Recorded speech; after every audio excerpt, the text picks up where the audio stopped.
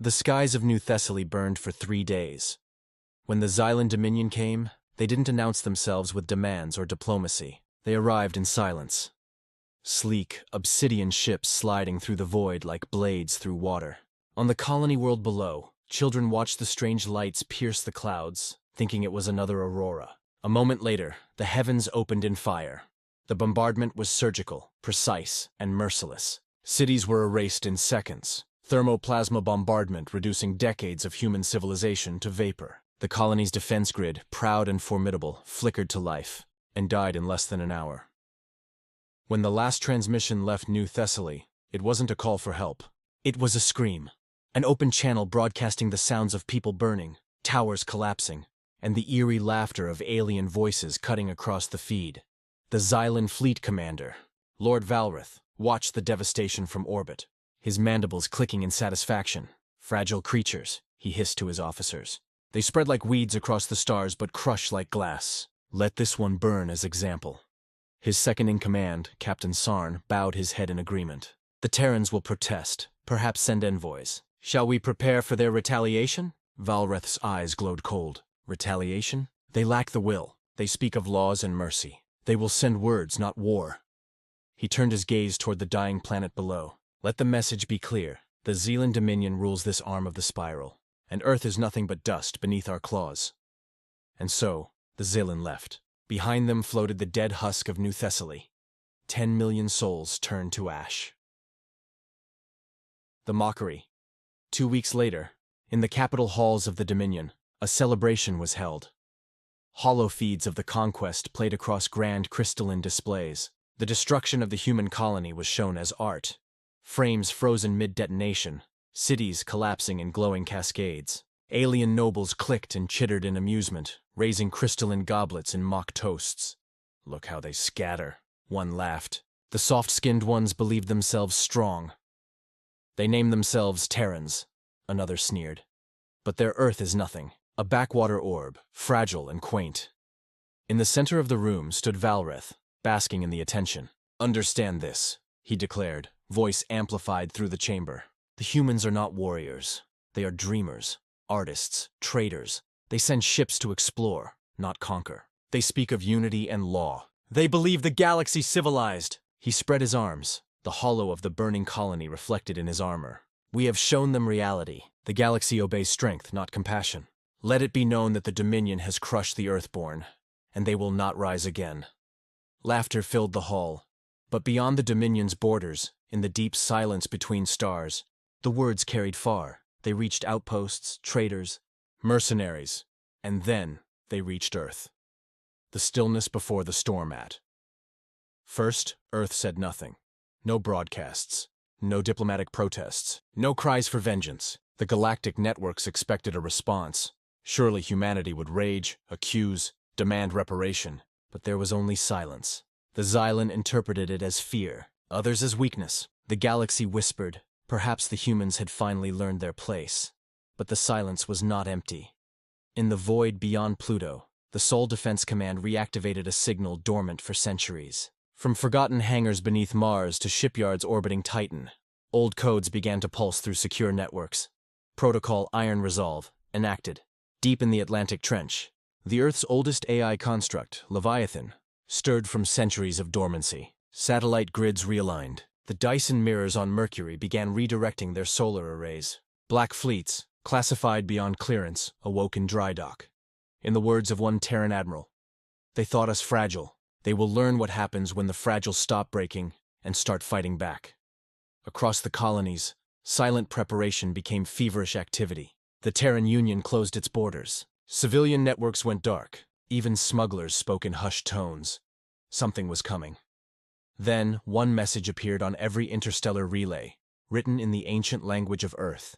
To the Xylan Dominion, you burned our world. You slaughtered our kin. You wanted silence. You shall have it.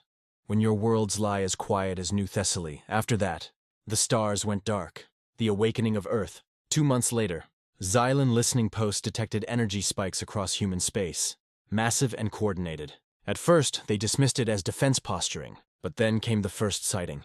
A Dominion patrol near the Orion Verge picked up a single Terran vessel on long-range sensors. It was enormous, larger than any ship registered to the Terran fleets. The patrol hailed it, laughing, demanding surrender. The Terran ship did not respond.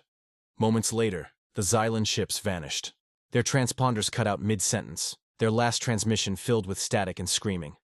When a recovery fleet arrived, there was nothing, no debris, no wreckage, only silence and the faint afterglow of impossible energy.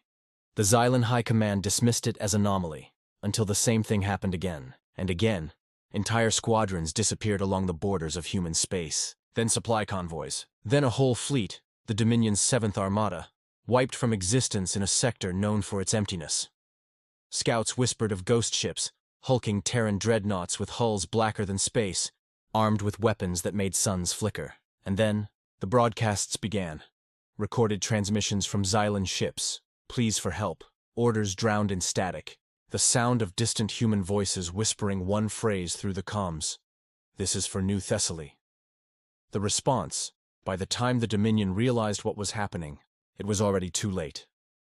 The Terran fleets moved like storms, silent, coordinated, unstoppable. They emerged from the void without warning, obliterated orbital defenses in moments, and vanished before reinforcements could arrive.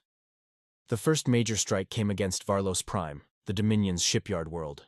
It was defended by 3 planetary shields, 20 defense satellites, and a moon full of fighters. The human fleet appeared in orbit, 30 ships, then 60, then hundreds. Each one bore no insignia, only a single mark on its hull, a burning blue circle, the symbol of Earth. "Identify yourselves," barked the Xylan commander. The reply came in a voice synthesized through ancient Terran comms. "Calm, cold, human. You burned our home. We light the stars with yours." What followed was annihilation. The first salvo shattered the shields like glass. The second tore apart the shipyards. The third burned the surface of Varlos Prime into slag. Every Xylan ship that fled was hunted down across hyperspace lanes. No escape, no mercy. The Dominion attempted to rally its fleets, to form a counterattack. But each time the humans struck first. Their intelligence was perfect. Their tactics evolved faster than the Dominion could adapt. Entire systems went dark. Planets fell silent. And then came them, the ground forces. When the Dominion tried to regroup on the fortress world of Zethra, they met the Terran Marines. Encased in black armor, moving like wraiths through the smoke, their weapons silent but absolute. One Xylan survivor described it later. They did not fight for conquest. They fought for memory, for ghosts. Every shot they fired was a tombstone. Within days, Zethra was gone, not conquered. Gone. The shattering as humanity's vengeance spread. The Dominion's arrogance collapsed into terror. Their worlds, once unassailable, fell one after another. Their rulers hid behind layers of planetary defense, whispering to each other that perhaps Earth had allied with ancient powers, or awakened some forbidden weapon. But it wasn't magic. It was simply humanity, cornered, furious, and methodical. They unleashed the scorched sky protocols, orbital strikes that could strip atmospheres, neural ghosts, AI assassins that infiltrated enemy command and turned their own fleets against them, and eclipse engines, weapons that could extinguish a sun's light for months. The galaxy watched, in horror as the Dominion's empire, once spanning hundreds of systems, was erased in less than a year. The Council of Galactic Powers met in emergency session. Their envoys begged Earth to stop, to negotiate. To show mercy, Earth sent a single reply. "You called us fragile. You will see what the unbroken become." And with that, the Terran fleets moved on the Dominion's capital world. The battle lasted 13 minutes. The final transmission from the Xylan homeworld showed their great spire burning, their oceans boiling, their skies blackened by ships so vast they blotted out their sun. When it ended, the Dominion was no more. The aftermath months passed. The galaxy went silent again. Trade routes shifted. Borders changed. Entire species avoided the human frontier. Where the Dominion once ruled, now there was only wreckage and whispers. No Terran ships lingered. When the retribution was done, they left nothing behind but silence. In time, the Galactic Council sent a delegation to Earth, bearing words of peace. Fear thinly veiled behind diplomacy. They found Earth quiet, cities thriving, oceans calm, people rebuilding. The delegation asked to meet the Terran High Command, to understand why such destruction was unleashed. The human representative simply looked at them and said, "You saw what was done to our colony. You saw the celebration that followed. We asked for justice and were mocked. So we became justice, the alien envoy trembled. And now, what is Earth's intent? The human smiled faintly. Peace, until someone mistakes our silence for weakness again. The lesson written in fire across the stars, stories spread.